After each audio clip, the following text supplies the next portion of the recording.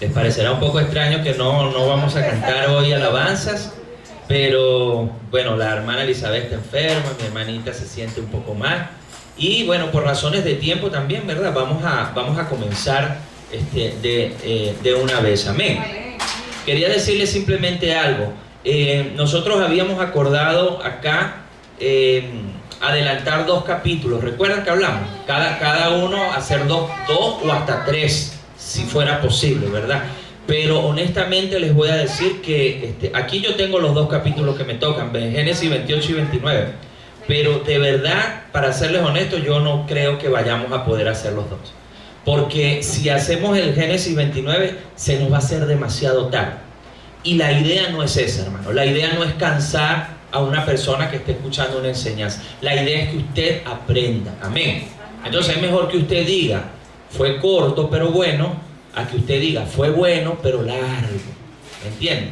Entonces, yo creo que hoy nos vamos a basar nada más en Génesis 28. Amén.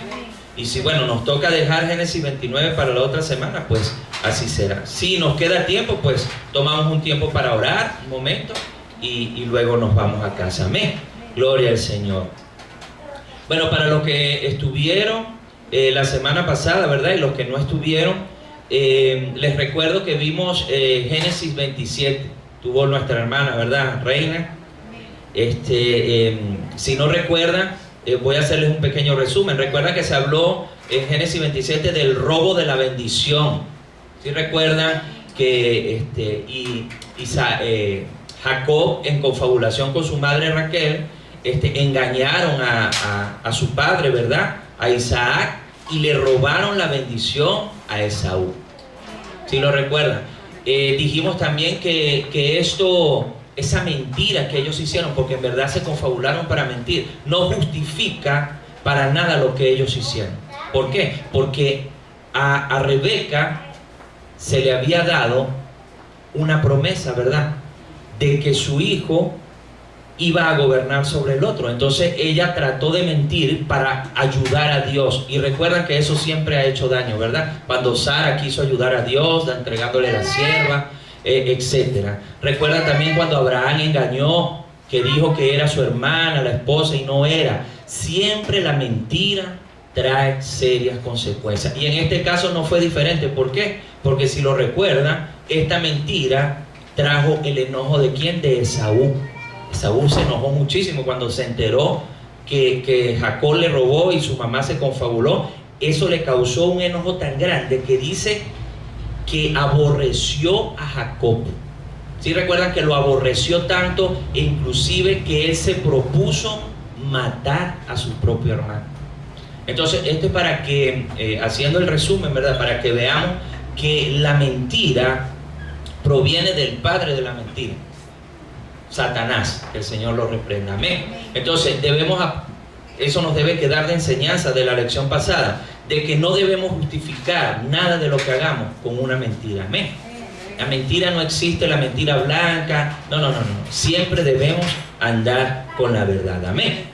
Con la verdad por delante, como dicen por allí. Entonces le pido que por favor se ubique allí en Génesis 28 rápidamente. Son las 7:10. Pido al Señor que me ayude para que terminemos a buena hora. Amén. Gloria a Dios. Génesis 28, ¿lo tienen? Gloria a Dios. Ustedes saben que Jacob tuvo que salir corriendo de su casa, ¿cierto? ¿Por qué tuvo que salir corriendo? Porque su hermano Esaú quería matarle porque él le había robado la bendición, es decir, la bendición de la primogenitura. Pero fíjense que antes de partir Jacob, su padre Isaac lo bendijo una vez más. No sé si usted lo recuerda, pero lo bendijo con la bendición de Abraham. Porque recuerdan que primero él bendijo a Jacob, pero lo bendijo engañado. ¿Sí recuerdan? Pero luego cuando ya él decide partir, irse, porque su hermano lo quería matar, él recibe una nueva bendición. Y esta bendición se le da el nombre de la bendición de Abraham. Amén. Entonces, ¿cuál era la bendición de Abraham? ¿O en qué consiste la bendición de Abraham? La bendición de Abraham, hermanos, consistía en la promesa divina de tierra y de descendencia. Amén. Para los que no lo recuerdan, eso está en Génesis 12 del 1 al 3 y en Génesis 17 del 6 al 8. Amén. Cuando ustedes le pregunten por la bendición de Abraham, usted dice, esta bendición era tierra y descendencia. Amén. Aunque el orden correcto es descendencia y tierra, porque si ustedes revisan bien, Dios le prometió que primero vendría la descendencia y que a la descendencia Él le daría la tierra prometida. Amén. Cuando usted lee Génesis 12, Dios le dice a Abraham, le daré a tu descendencia la tierra. No le digo que se la estaba dando a él, se la iba a dar a la descendencia. Amén. Gloria a Dios. Entonces ubíquese allí en el versículo 3 y 4, ¿verdad? Estamos en Génesis 28. Amén. ¿Estamos aquí? Amén. Gloria a Dios. Entonces voy a leerlo rápidamente. Versículos 3 y 4. Amén. Usted me sigue allí con su versión. Dice, y el Dios Todopoderoso te bendiga, te haga fecundo y te multiplique, para que llegues a ser multitud de pueblos, y te dé también la bendición de Abraham, a ti y a tu descendencia contigo, para que tomes posesión de la tierra de tus peregrinaciones, la que Dios dio a Abraham. Amén.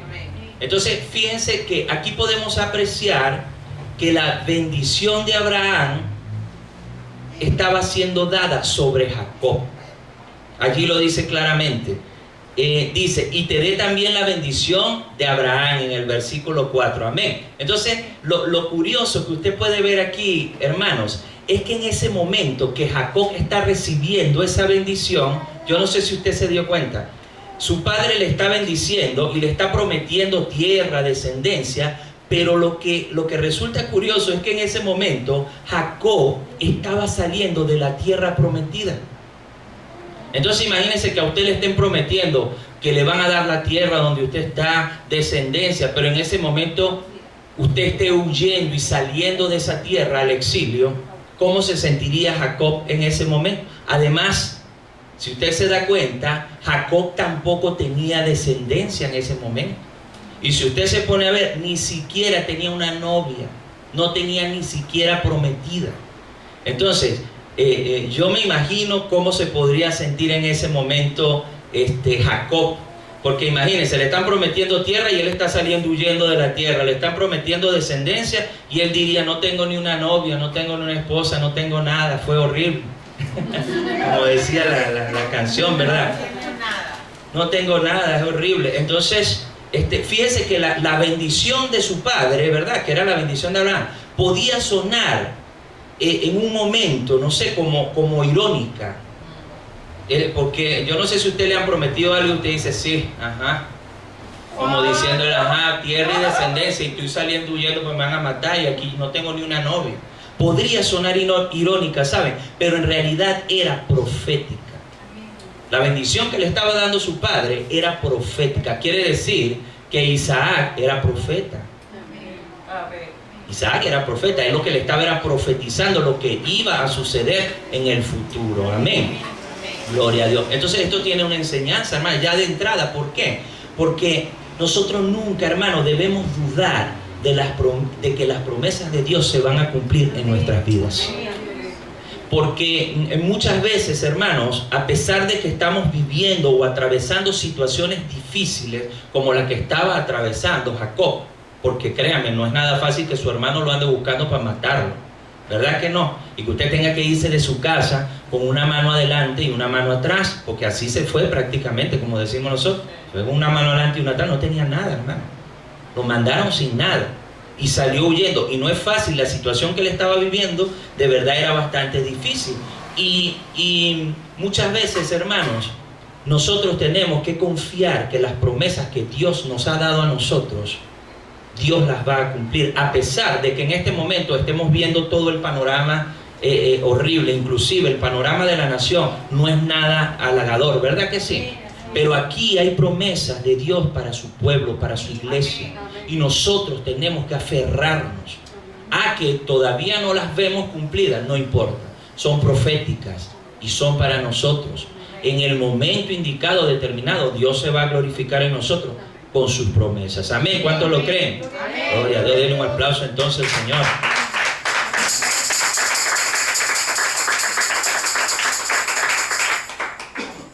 Fíjense, hermanos, Discúlpenme que tengo, por aquí está un agua que me la voy a traer para acá.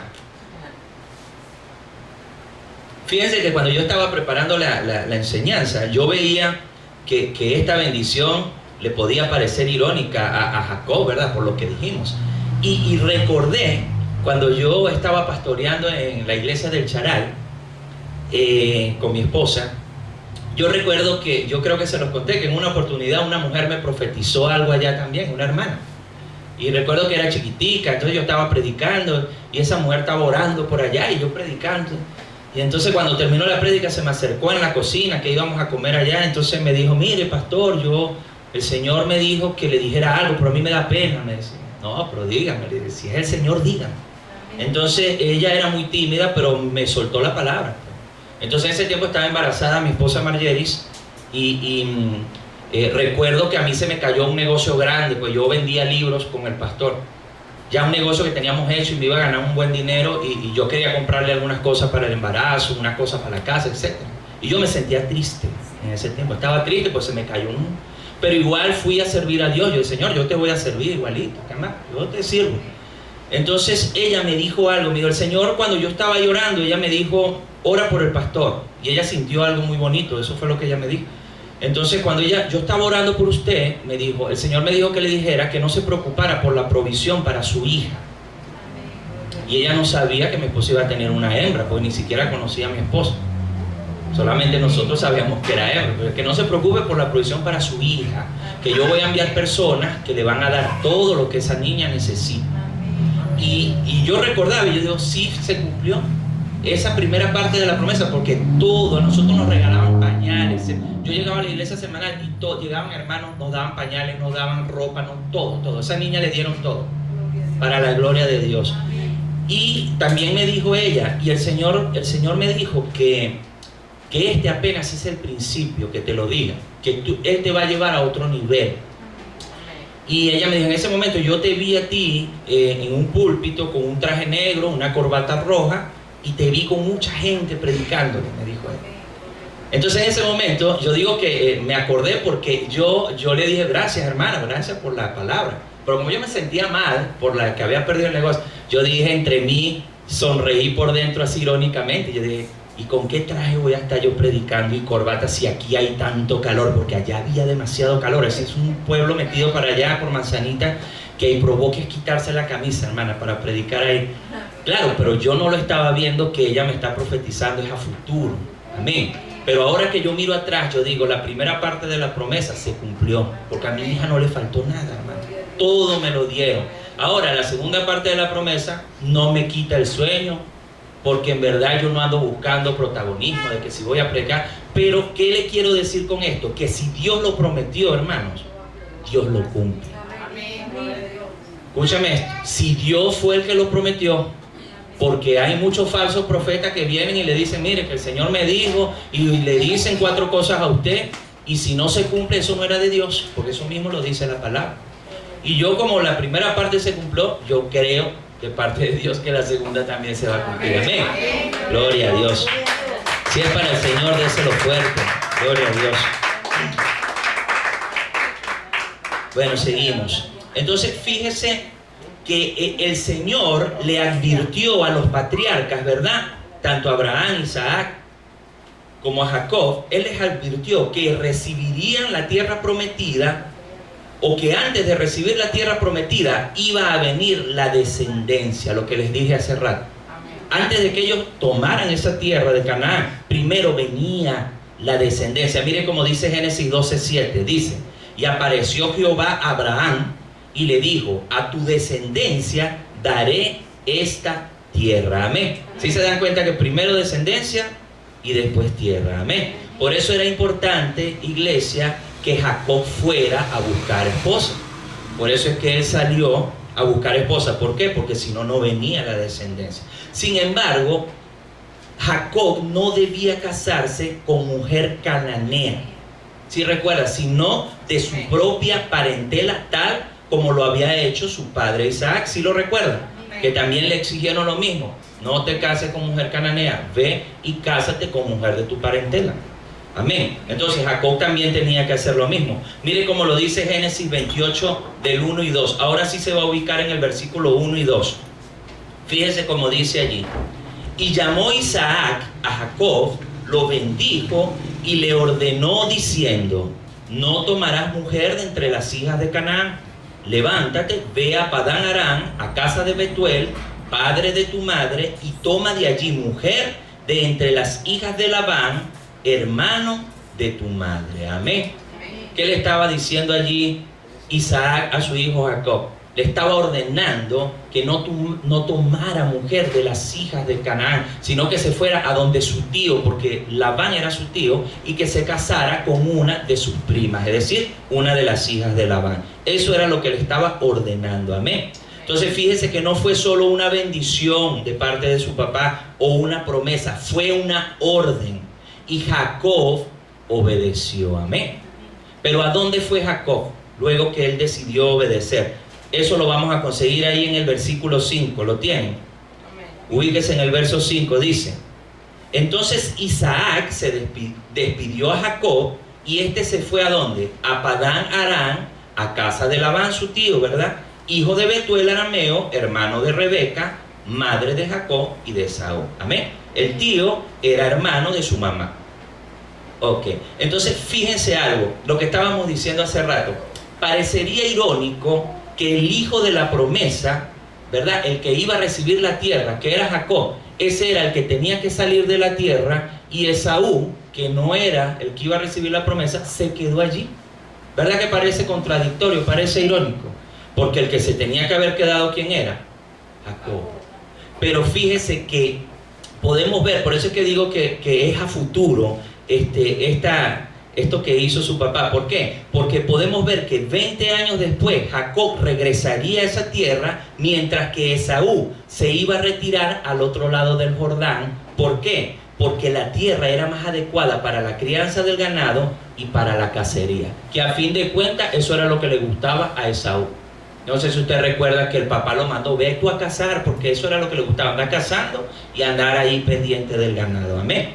Entonces sí se iba a ir cumpliendo la promesa que le hizo su padre Isaac. Amén. Ahora, veamos cuál fue la reacción de Esaú. Dice acá que Esaú no solamente estaba molesto, hermano, porque le habían quitado la bendición de la primogenitura, ¿no? Sino que él también, Esaú, reaccionó ante la búsqueda de mujer de su hermano Jacob. Fíjese esto. Esaú estaba consciente de que sus padres no se llevaban bien con las dos esposas de él. Quiere decir que las dos esposas de Esaú eran de armas tomar. Eran unas muchachitas terribles. ¿Por qué? Porque estas muchachitas, las esposas de Esaú, le daban mucho dolor de cabeza a Isaac y a su esposa. Amén. Los padres de Esaú. Entonces dice acá que Esaú se equivocó, hermanos, en su camino para intentar recuperar el favor de su papá. Esaú se equivocó porque Esaú tenía falta de sensibilidad espiritual. Esaú no era muy espiritual, él era más carnal que su hermano. Entonces dice que él pensaba que si él buscaba una esposa también, igual que Jacob, allá a donde mandaron a Jacob, él iba a recuperar el favor de su papá. Pero el problema no era ese, porque el problema que él pensaba que había allí era que él tenía que buscarse una esposa que tuviera buen linaje, es decir, que fuera de buena posición. A lo mejor él pensó: si yo me busco una mujer de buena posición, que no sea de aquí de Canaán, sino de allá de mi parentela, yo voy a recuperar el favor de mi papá, y a lo mejor él me va a devolver la bendición que me quitó. Aquí en el 26:35 dice: así serían de terribles las mujeres, y fueron de amargura de espíritu para Isaac y para Rebeca, o sea, la esposa de Esaú. Y fíjense que esa también es una de las razones por las cuales su papá le dijo: no busque mujer cananea. ¿Qué le estaba diciendo su papá? Lo que está diciendo la pastora: no te unas en yugo desigual. Eso era lo que él estaba diciendo. Lo mismo que uno le dice todo el tiempo a las hermanitas de la iglesia, ¿verdad? Y a los hermanos: no se unan en yugo desigual. ¿Por qué? Porque no eran de la misma fe, hermano. La gente de Canaán tenía otros dioses. dioses ajenos, dioses extraños. Entonces Esaú no entendía eso. Él pensaba que era un problema de linaje, de buscarse una muchacha de buena posición, y no era eso, hermano. En realidad era una cuestión de tener fe y de adorar al único Dios verdadero. Amén. Pero como él tenía falta de sensibilidad espiritual, es decir, falta de discernimiento, hermano. Y fíjese que cuando uno lleva esto a la vida de la iglesia, nosotros podemos ver, hermano, que hay gente en la iglesia que tiene falta de discernimiento espiritual. Son cristianos, ¿verdad? Son hijos de Dios, vienen a la iglesia, pero y usted se pone a ver y no tienen discernimiento de espíritu, hermano. No pueden entender, no pueden ver las cosas espirituales. Y les voy a decir algo, hermano. Mire, cuando nosotros nos hacemos insensibles a las cosas espirituales, podemos cometer muchos errores. Muchos, hermano. Cuando usted se convierte en un insensible hacia las cosas de Dios, usted se vuelve un religioso. Porque es que no se trata nada más de venir aquí, de dar el diezmo, de venir los domingos, de venir los martes, vengo al estudio bíblico. No, eso es parte. Es la actitud que tenemos nosotros hacia Dios. Dios está viendo nuestra fe, cuál es nuestra relación con Él. Y ¿saben una cosa? La falta de sensibilidad espiritual de Esaú lo llevó a cometer ese error. Pero yo he podido aprender algo en la vida cristiana y todavía lo estoy aprendiendo, ¿saben? Y es que hay algo que nos ayuda a mejorar nuestra sensibilidad espiritual. ¿Sabe qué es? El ayuno y la oración. Y no acostumbramos a hacerlo mucho, algunos. A mí me cuesta un poco el ayuno, lo hago pero no tantos días. Pero yo me he dado cuenta, por testimonios y personas que he visto, que las personas que ayunan mucho dentro de las iglesias, se les afina el oído espiritual. Cuando la persona está en ayuno y en oración, la persona se conecta más con la voz de Dios. Dios les habla de una manera tremenda. Y hay gente que hasta se envidia a la gente que es así. Pero es que se la pasa ayunando. No. Pero es que la gente que está ayunando, hermano, hasta cuando ve una gente que está endemoniada, eso lo huele de aquí a allá. Hermano, se dan cuenta. ¿Por qué? Porque se sensibiliza. El discernimiento espiritual está ahí a flor de piel. Entonces, es bueno que tomemos en cuenta eso, porque cuando nos hacemos insensibles a las cosas espirituales, vamos a cometer muchos errores. Amén. Pudimos ver acá que los errores se pagan. Los errores se pagan. Ubíquese allí en Génesis, ¿verdad? Estamos 28, 6 y 9. Versículos 6 y 9. Dice allí: y vio Esaú que Isaac había bendecido a Jacob y lo había enviado a Padán Aram para tomar allí mujer para sí. Y que cuando lo bendijo, le dio órdenes diciendo: no tomarás para ti mujer de entre las hijas de Canaán. Y que Jacob había obedecido a su padre y a su madre, y se había ido a Padán Aram. Y vio pues Esaú que las hijas de Canaán no eran del agrado de su padre Isaac. Y Esaú se fue, escuche esto, Esaú se fue a donde Ismael y tomó por mujer a una de las mujeres, además de una de las mujeres que ya tenía, a Mahalat, hija de Ismael, hijo de Abraham, hermana de Nebayo. Se lo resumo acá.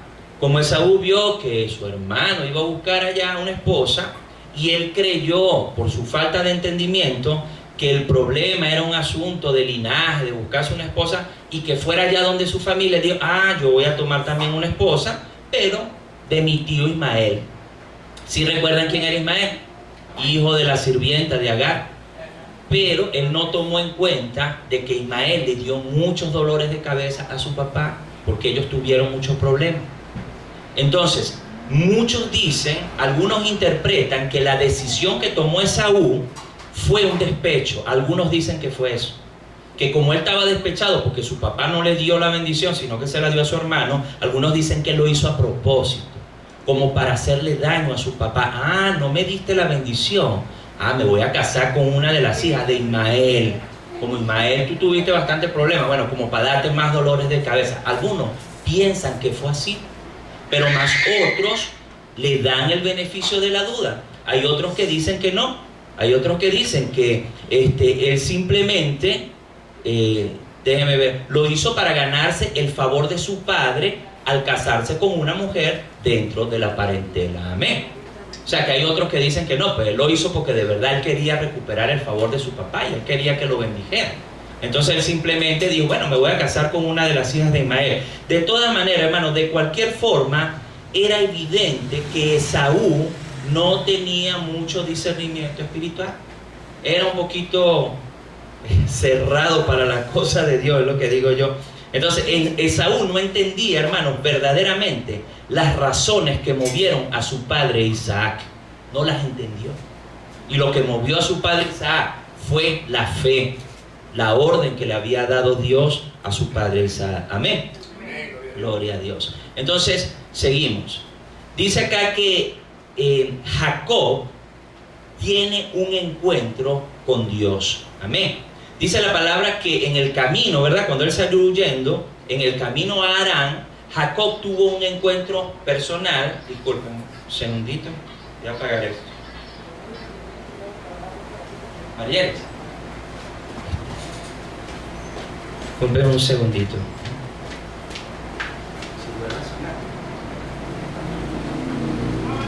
Ok, seguimos. Entonces, fíjese que dice la palabra que cuando Jacob iba camino a Harán, él tuvo un encuentro personal con Dios. Amén. Entonces, hasta ese entonces, para Jacob, Yahvé, porque así lo conocía él, como ni siquiera Dios tenía nombre, ¿sabe? Porque en ese tiempo el nombre de Dios era YHWH, ni siquiera se podía pronunciar, porque los hebreos no podían pronunciar el nombre de Dios, eran puras consonantes. ¿Cómo pronuncia usted YHWH? No puede. O sea, el nombre era, ellos respetaban tanto a Dios que ni siquiera pronunciaban el nombre de Dios. Entonces, para Jacob en ese momento, Yahvé, como le decimos nosotros ahorita, o Jehová, era el Dios de su abuelo Abraham y de su padre Isaac simplemente, pero él no había tenido una experiencia personal con Dios hasta ese momento. Él todavía no le había conocido personalmente a Dios. Amén. Entonces ubíquese en el verso 10 al 14. ¿Lo tiene? Bueno, mire cómo dice allí. Y salió Jacob de Beerseba y fue para Harán, y llegó a cierto lugar y pasó la noche allí, porque el sol se había puesto. Tomó una de las piedras que estaban en el lugar, la puso de cabecera y se acostó en aquel lugar. Y tuvo un sueño, y he aquí había una escalera. Preste bien atención en el sueño. Tuvo un sueño donde había una escalera apoyada en la tierra y cuyo extremo superior alcanzaba hasta el cielo. Y he aquí los ángeles de Dios subían y bajaban por ella. Y he aquí el Señor estaba sobre ella. Y dijo: yo soy el Señor, el Dios de tu padre Abraham y el Dios de Isaac. La tierra en la que estás acostado te la daré a ti y a tu descendencia. También tu descendencia será como el polvo de la tierra, y te extenderás hacia el occidente, hacia el oriente, hacia el norte y hacia el sur. Y en ti y en tu simiente serán bendecidas todas las familias de la tierra. Amén. Entonces, sí podemos ver cómo Dios mismo confirmó la bendición que le dio su padre a Jacob. Amén. Pero, como digo yo, hermanos, una cosa es que tu papá te bendiga, ¿verdad? O que venga un profeta y te dé una bendición de parte de Dios. Y otra cosa es que sea Dios mismo quien te confirme esa bendición. ¿Verdad que son dos cosas distintas? Yo estoy seguro que ustedes muchas veces pueden haber estado en un servicio y cuando le están ministrando, alguien viene y le da una promesa de parte de Dios. A mí también me las han dado, ¿verdad? Y nos agrada cuando alguien nos da una promesa de parte de Dios y la creemos y la recibimos. ¿Cierto que es así? Pero ¿verdad que no es lo mismo que usted reciba una promesa así a que sea Dios mismo que se le aparezca a usted en una revelación? Cuando usted está ahí durmiendo en la noche y Dios se le aparezca y le diga: yo estoy contigo, no te dejaré, no te desampararé, todo lo que te he prometido te lo voy a cumplir. ¿Verdad que no es lo mismo? ¿Por qué yo digo que no es? Hay una cosa, hermano, que es muy importante. Cuando Dios se lo dice a uno directamente, es algo que es tan hermoso y tan bello que uno crece espiritualmente y crece mucho más en fe, porque uno sabe que fue directamente el vino del Padre. Amén. Él no tuvo un intermediario para decírtelo, sino fue directamente el Padre a la persona. Amén. Y eso Amén. hace que uno sea hasta diferente, ya uno le cambia la mentalidad, la manera de ser, de hablar, todo le hace cambio. Así Porque es. es directamente de Dios. Como digo yo, cuando pasa eso, hermano, el Señor lleva nuestra fe a otro nivel. Amén. Eso es lo que sucede, simplemente. Y eso es lo que estaba pasando con Jacob en ese momento. Dios estaba llevando la fe de Jacob a otro nivel. Amén. Fíjese lo que dice el Salmo 105 del 8 al 11, se lo voy a leer rápidamente. El Salmo 105 se refiere a lo que estamos hablando, dice: para siempre se ha acordado de su pacto, de la palabra que ordenó a 1000 generaciones, del pacto que hizo con Abraham y de su juramento a Isaac. También lo confirmó a Jacob por estatuto, a Israel como pacto eterno, diciendo: a ti te daré la tierra de Canaán como porción de vuestra heredad. Amén. Fíjese qué hermosa es la palabra de Dios, que hasta en el libro de los Salmos, ¿verdad?, tanto el rey David como los otros salmistas se ocuparon de confirmar lo que dice la palabra de Dios. Amén. Entonces fíjese que para Jacob era importante recibir esa confirmación en ese preciso momento. ¿Por qué? Porque era importante que él recibiera esa confirmación y que esa confirmación lo llevara a otro nivel de fe. ¿Por qué? Porque él no tenía nada, hermano. Jacob no tenía nada. Como les dije, él se fue con una mano adelante y una mano atrás. Entonces, seguramente, hermano, él pensaba y él decía: no tengo descendencia, estoy huyendo de la tierra prometida. Imagínenselo en camino, porque no tenía nada, hermano, ni dinero, no tenía nada. Yo creo que él se preguntaba: ¿será que yo me voy a casar? ¿Será que yo voy a tener hijos? ¿Será que yo algún día voy a volver a la tierra donde nací? ¿Será que algún día voy a volver a ver a mis familiares? Yo me imagino que tuvo que haberse preguntado, hermano, todas estas cosas, a pesar de que Dios mismo le había confirmado. Pero usted sabe que la naturaleza humana es así. Yo estoy seguro que Dios se le aparece a usted ahorita y le promete algo, pero usted tiene que salir de aquí de Venezuela huyendo por cualquier cosa, y en algún momento de repente va a dudar, hermano, porque uno ve, es así. Usted no se da cuenta que uno ve así, pero Dios ve así. Amén. Él ve todo el panorama. Amén. Por eso es que nuestra fe muchas veces, en nuestra fe dudamos, ¿verdad? Y le pedimos perdón al Señor todo el tiempo. Entonces era importante que Jacob recibiera esa confirmación en ese preciso momento. ¿Por qué? Porque con esta confirmación la fe de Jacob fue llevada a otro nivel. Amén. Amén. Y es muy importante. ¿Saben por qué? Porque él simplemente hasta ese momento, él lo que había era oído de Dios a través de su abuelo Abraham y a través de su padre Isaac. Entonces yo cuando hacía esto, yo decía: a él le pasó algo parecido como a Job. Pues yo me imagino que él diría: bueno, de oídas te había oído, Señor, pero hoy mis ojos pueden verte. Porque cuando él vio esa visión de la escalera, dice que vio al Señor encima de la escalera, ¿verdad? Y ángeles bajaban y subían de ese lugar. Amén. Amén. Entonces su fe fue llevada a otro nivel. Amén. Diga: mi fe será llevada a otro nivel. Amén. Amén. ¿Saben que esa es una de las oraciones que le hago yo casi todos los días al Señor? Yo le digo: Señor, lleva mi fe a otro nivel. Yo creo en ti, le digo, yo creo en ti, porque todos creemos, ¿verdad? Aunque no lo hemos visto, hemos creído. Pero yo siempre le pido que lleve mi fe a otro nivel. Y yo sé que cuando uno le pide esto, uno le está pidiendo algo fuerte al Señor, porque Él no es que te va a soplar simplemente para que llevarte, no. Cuando usted pide, por ejemplo, paciencia, no es que le va a soplar la paciencia, ¿verdad? Él va a enviar personas que le van a ayudar a usted a que usted desarrolle paciencia. Amén. Pero es bonito que el Señor se le aparezca. Yo siempre le digo: Señor, yo quiero verte en una visión. Yo quiero ver, porque inclusive cuando nosotros les predicamos a los presos allá, a los policías presos, esos muchachos, a pesar de que estaban conociendo a Dios, me contaban que tenían unos sueños con el Señor, Y yo decía, Dios mío, hijo, usted no sabe lo que usted está viviendo, le decía yo. Yo tengo años en el Evangelio y yo no he tenido un sueño, así una revelación de Dios como Dios tiene que tener un propósito muy grande contigo, le decía yo. Y ellos sabían, o sea, Dios hablándole a esos muchachos que apenas estaban comenzando en los caminos de Dios, porque Dios tiene grandes propósitos con muchos de ellos, ¿saben? Muchachos que Dios los ha tocado, unas revelaciones tremendas, tremendas. Entonces, seguimos acá, ¿verdad?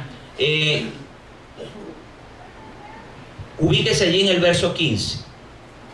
Entonces podemos ver cómo el Señor mismo le confirmó a Jacob que sí iba a regresar a la tierra prometida. Recuerden que él iba pensando, ¿será que volveré? Entonces mire lo que dice el verso 15. Dice, he aquí yo estoy contigo y te guardaré por donde quiera que vayas y te haré volver a esta tierra, porque no te dejaré hasta que haya hecho lo que te he prometido. Amén. Imagínese que Dios se le aparezca a usted y le diga estas mismas palabras. ¿Usted se imagina eso, hermanito? Yo digo, qué maravilloso debe ser escuchar de la propia voz de Dios la confirmación de que lo que Él nos ha prometido a nosotros, Él lo va a cumplir. Amén. Esto debe ser hermoso, hermano. Y va a llevar nuestra fe, sin duda alguna, a otro nivel, hermano. Y yo le pido al Señor, de verdad, que sea así, hermano, entre todos y cada uno de los acá que estamos en Renuévate como La Salle. Yo le pido al Señor, no solo por mí, sino que de verdad cada uno de nosotros tengamos una experiencia personal con Dios, así como la tuvo Jacob y así como la tuvieron todos estos grandes hombres de fe. La mayoría tuvieron una experiencia personal con Dios, Moisés, Noé, etcétera. Todos tuvieron una experiencia. Y usted ve que después de esas experiencias, la vida de ellos cambió. Amén. Fueron llevados a otro nivel. Amén. Gloria a Dios. Yo no sé si eso fue lo que se refirió a esta mujer cuando me profetizó, que mi fe iba a ser llevada, a otro nivel. No sé si fue eso. Amén. Gloria a Dios. Entonces, esto lo que nos demuestra, iglesia, es que lo que Dios comienza no lo deja a la mitad. ¿Cuántos lo creen? Mire, el Señor siempre termina la obra que comenzó. Escuche lo que dice el apóstol Pablo en Filipenses 1:6. Dice, estando convencido, dice Pablo, precisamente de esto, que el que comenzó en ustedes la buena obra, la perfeccionará hasta el día de Cristo Jesús. Amén. Amén, hermano. Mire, esta palabra es tremenda, ¿saben? Porque esta palabra nos da a nosotros la certeza y la seguridad de que la obra que Dios comenzó en usted y que comenzó en mí, Él la va a terminar y Él la va a perfeccionar. Y no nos debe caber la menor duda de que es así, hermano. ¿Sabe por qué? Porque Dios nunca deja nada a la mitad. Y lo podemos ver en la palabra. Cuando Dios comienza algo, hermano, Dios lo termina. Si ya Dios comenzó a trabajar en su vida, en la vida de su esposo, en la vida de un hijo suyo, en la vida de su mamá, etcétera, de un hermano, no sé, de alguien por quien usted esté orando, no dude de que Él va a terminar esa obra. Él la va a terminar, hermanos. Aunque usted no lo vea ahora, desde los pastores hacia abajo. Si Él comenzó una obra en los pastores, Él la va a terminar. La comenzó en usted, en mí, Él la va a terminar, hermano. No nos debe caber la menor duda, porque Dios lo promete acá en su palabra. Amén. Ahora bien, fíjese algo. Cuando yo preparaba esto, el Señor me decía, yo sentía de parte de Dios, que sí, que Él va a ir perfeccionándonos a todos y cada uno de nosotros. Pero para eso, dice el Señor, nosotros debemos tener un corazón enseñable. Amén. El Señor no te va a perfeccionar si usted y yo no tenemos un corazón enseñable. Amén. ¿Por qué? Porque la palabra dice que el hierro, con el hierro ¿qué? Se afila, ¿verdad? Y el hombre con el hombre también se afila. Quiere decir, hermano, que el Señor usará personas a tu alrededor. ¿Para qué? Para perfeccionarnos, hermanos. Dios va a usar a tu familia, a tu esposo, a tus hijas, a tus hijos, a tus hermanos. E inclusive Dios va a usar a nuestros hermanos en Cristo dentro de la iglesia, va a usar a nuestros vecinos. Él va a usar personas para perfeccionar ¿qué? Nuestro carácter, para perfeccionar ¿qué? Nuestras actitudes, para perfeccionar tu paciencia, para perfeccionar nuestro ego, es decir, para perfeccionarnos en todas las áreas. Pero Dios va a usar personas. Y sabe que uno algunas veces, cuando hay personas y familiares sobre todo, ¿cuántos tienen familiares que le hacen la vida imposible a uno? ¿Verdad que sí? De hecho, yo siempre he escuchado esto, que el lugar donde se prueba nuestra fe más fuertemente es dentro de nuestra familia. Ahí es donde se prueba más la fe del cristiano. Porque nuestra familia es la que más duro nos ataca, hermano. Dentro de la familia es donde más duro se le da a los hijos de Dios.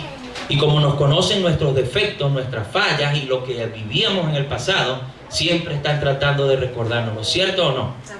Entonces, debemos tener un corazón enseñable, hermano. Y lamentablemente, uno puede ver que en las iglesias hay personas que cuando alguien trata de decirle que está haciendo algo mal, la persona es orgullosa, la persona es altiva. Si usted es un líder y viene alguien de repente y le llama y le dice que usted cometió un error, uno de repente se pone altivo, orgulloso. No. O algún pastor también puede ser. Si alguien viene a decirle que está haciendo algo malo y Dios quiere perfeccionarlo, ¿verdad? Le está mandando. No. Porque a mí me habla directamente el Espíritu Santo de Dios. Sí me dijo a mí un pastor. Pero es que Dios no me ha dicho nada a mí. O sea, el Señor es el que le habla a él. Bueno, yo, está bien. Pero eso es orgullo, ¿sabe? Eso es altivez. Entonces, para que Dios nos pueda perfeccionar, debemos desarrollar un corazón enseñable. Amén. Porque el orgulloso y el altivo, hermano, ¿usted sabe por qué el orgulloso y el altivo no le agradan a Dios? ¿Usted sabe por qué? Porque el altivo y el orgulloso, Dios no puede moldearlos a su imagen y a su semejanza. Y Él desea que nosotros seamos cada día a su imagen y semejanza. Pero el que es orgulloso y el que es altivo, Dios no puede trabajar con nosotros, hermano. Por eso es que dice que Dios al orgulloso y al altivo lo mira ¿de qué? De lejos. Porque dice, no puedo trabajar contigo hasta que tú no mejores, no te humilles delante, yo no te puedo exaltar. Entonces, ¿qué le debemos pedir nosotros al Señor? Que nos ayude a tener un corazón enseñable, amén, para que Él nos vaya perfeccionando hasta el día de su venida, amén. Gloria a Dios. Entonces seguimos, versículos 16 y 17, ¿lo tenemos? Dice así, con respecto al sueño que tuvo Jacob: despertó Jacob de su sueño y dijo, ciertamente, escúcheme bien esto, iglesia, porque aquí vamos a aprender algo. Mire lo que dijo Jacob cuando se despertó de ese sueño maravilloso. Él dice, ciertamente el Señor está en este lugar y yo no lo sabía. Y tuvo miedo y dijo, cuán imponente es este lugar. Esto no es más que la casa de Dios y esta es la puerta del cielo. Amén.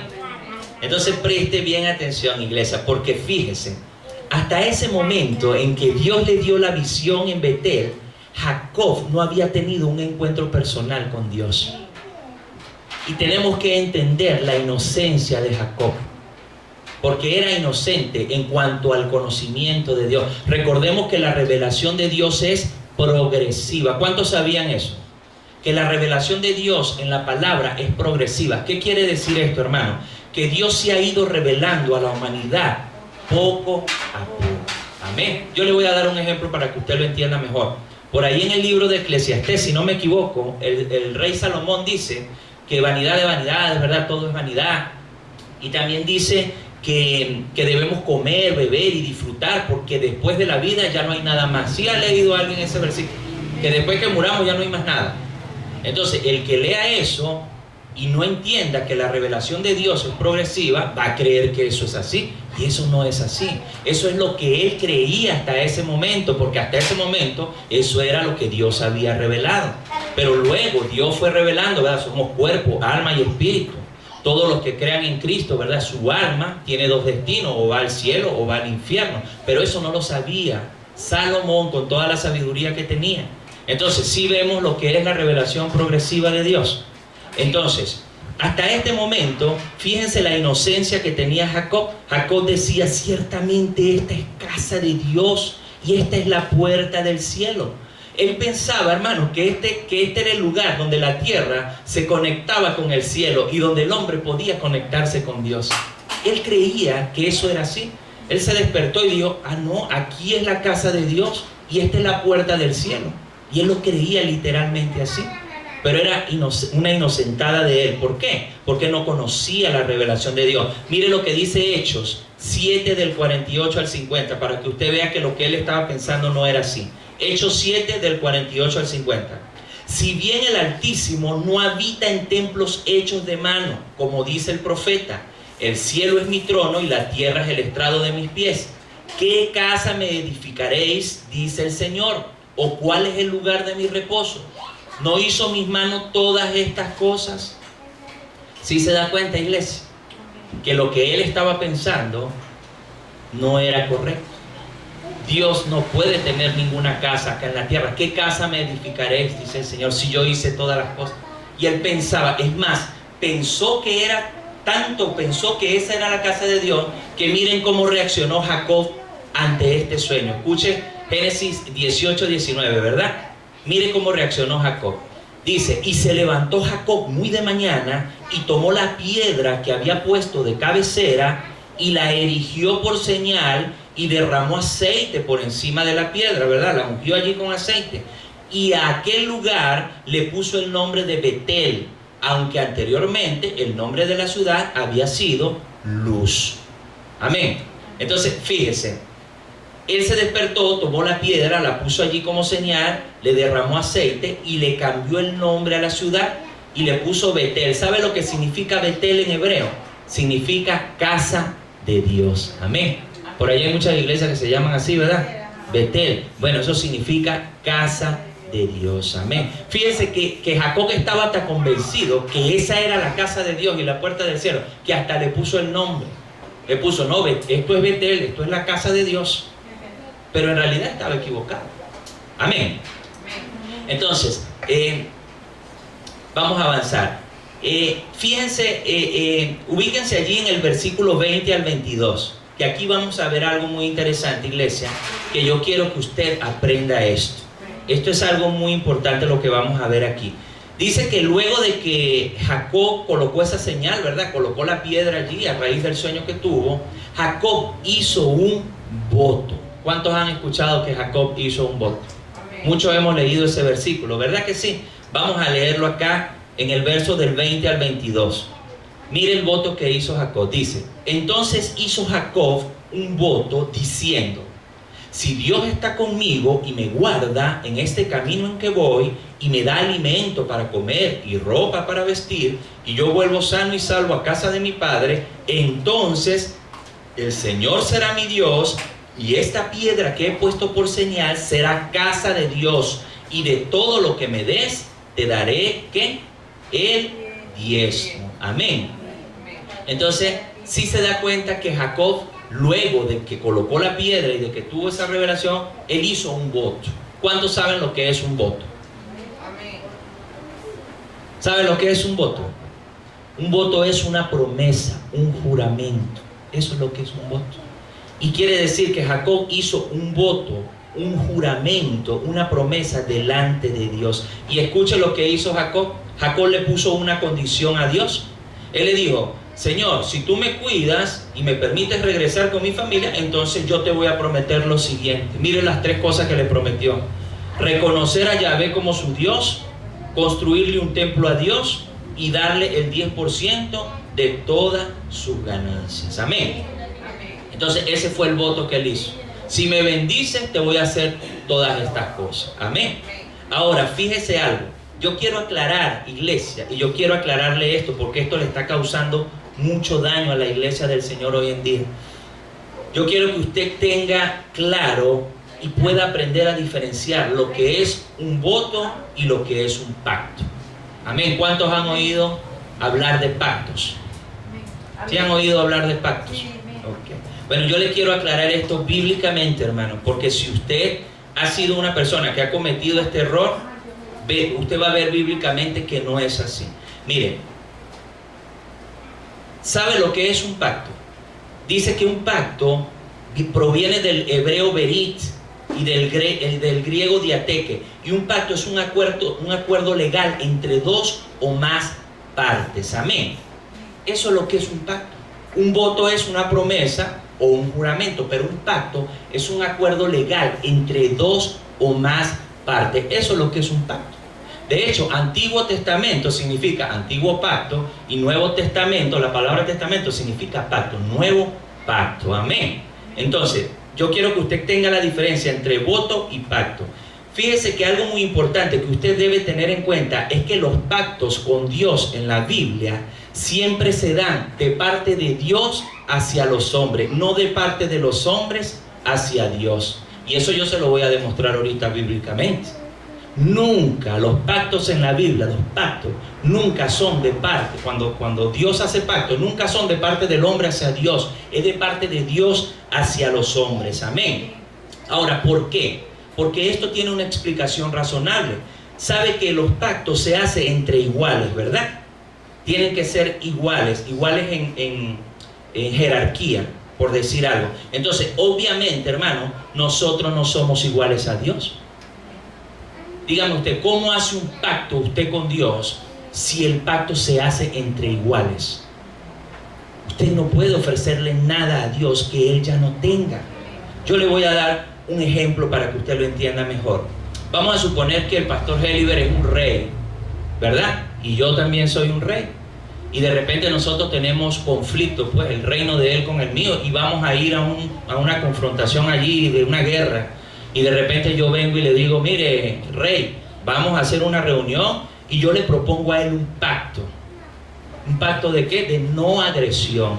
Amén. Y él lo acepta y dice, sí, vamos a tener un pacto de no agresión por tantos años o no nos vamos a agredir nunca. Eso se hacía mucho en el Antiguo Testamento. Si usted revisa la Biblia, el pueblo de Israel, muchos pueblos hicieron pactos de no agresión con ellos. Ahora, ¿por qué podemos hacer un pacto él y yo?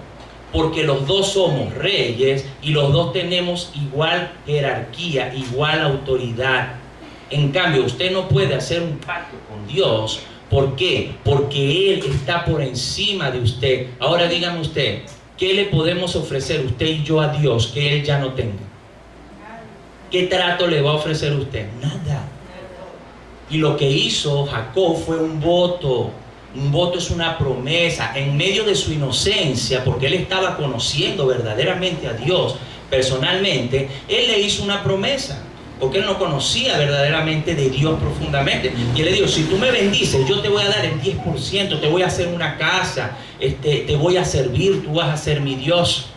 Pero dígame usted, ¿será que nosotros podemos hacer eso